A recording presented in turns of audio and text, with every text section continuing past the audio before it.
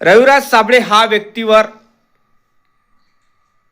जीवे मारण्याची धमकी मिळत आहे म्हणत आहे. तर हे खरं आहे का?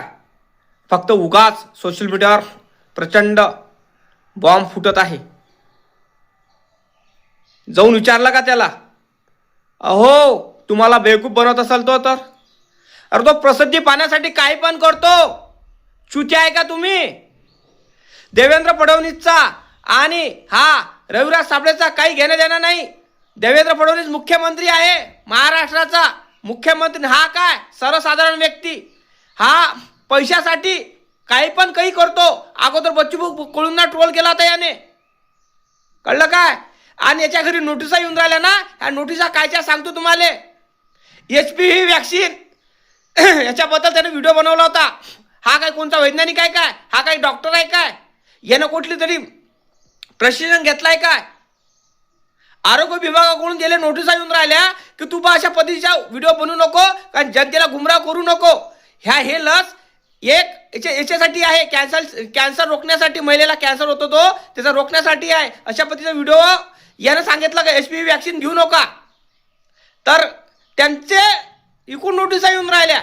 माझं एकच म्हणणं आहे, ह्या अशा भानगडीत पडल्यापेक्षा शेतकऱ्यासाठी आवाज लढव ना. शेतकऱ्यासाठी आवाज लढव, आणि तोही लढव असा लढव की शेतात जाऊन लढव. मजुरासाठी आवाज लढवतो ना तू, तर शेतात जाऊन लढव ना यार. माझं काय म्हणणं हे आहे. आणि तो प्रसिद्धीपणासाठी सगळं काही करून राहिला. आमच्याकडले कराळे मास्तर त्यांनी पण याच्यावर व्हिडिओ बनवला. त्यांनी सांगितलं का रविराज मी तुझ्या पाठीशी आहे. अगोदर तू माझ्यावर व्हिडिओ बनवले होते, पण आम्ही इथे विसरून गेलो. मी तुझ्या पाठीशी आहे. आता माझं एकच म्हणणं आहे, कराळे मास्तर याच्या पाठीशी आहे. काल व्हिडिओ बनवला कराळे मास्तरनी, तर आमच्याकडे विदर्भातलेच आहे.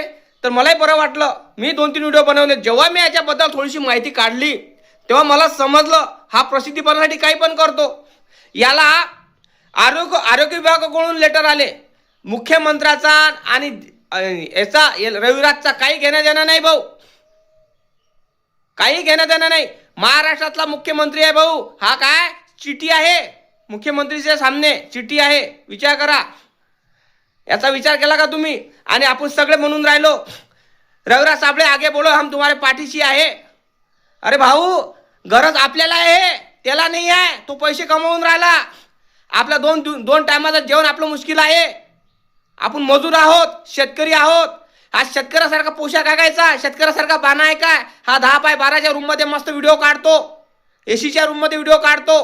याला काही घेणं देणं नाही आहे. शेतकऱ्याच्या राहिलं असताना हा शेतात जाऊन कुत्र्यासारखी मेहनत केली असती, शेतकऱ्यासारखं जीवन जगला असता, मजुरासारखं जीवन जगला असता, त्यानं शेतीबद्दल व्हिडिओ बनवले असते ना, तर मी आता बोलणं वेगळ्या पद्धतीचं राहिलं असतं दादा. हा प्रेस डिस करतो, मस्त कपडे शौकीनं करतो, सेंट मारतो, आणि 10 बाय 12च्या रूममध्ये ACच्या रूममध्ये मस्त बसतो राजा. विचार करा बरं, याला शेतकऱ्याचं काही ज्ञान असेल काय? आणि त्याने आरोग्य विभागाकडे त्यानं असं केलं की HPV वॅक्सिन बद्दल माहिती दिली. त्या कारणामुळे महाराष्ट्रातल्या जनतेला गुमराह करून राहिला. त्या कारणामुळे नोटिसा पाठवून राहिला. मुख्यमंत्री देवेंद्र फडणवीसचं काही घेणं देणं नाही आहे भाऊ. आणि मग काही झालं, नोटीस आला का मुख्यमंत्री देवेंद्र फडणवीस साहेबाले बोलतो. हा व्यक्ती प्रशंसेसाठी, पैसा कमवण्यासाठी, हा व्यक्ती प्रसिद्धी पाहण्यासाठी, व्हायरल होण्यासाठी काही पण करतो. कारण हिला व्हायरल होण्याची भूक आहे. कळलं का तुम्हाला?